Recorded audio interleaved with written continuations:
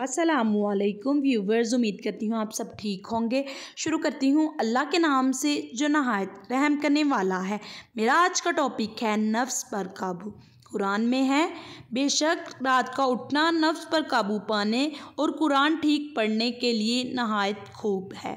हम इंसान बहुत महदूद होकर सोचते हैं। जैसे अगर तहज्जुद की बात आ जाए तो हम तहज्जुद को सिर्फ मादी चीज़ें हासिल करने का ज़रिया समझते हैं।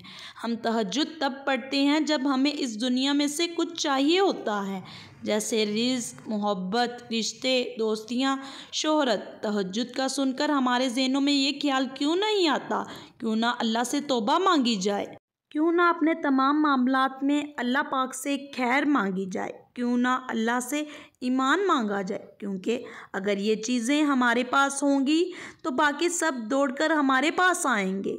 जब तहज्जुद से जन्नत मिल सकती है तो फिर हम दुनिया तक महदूद क्यों रहें।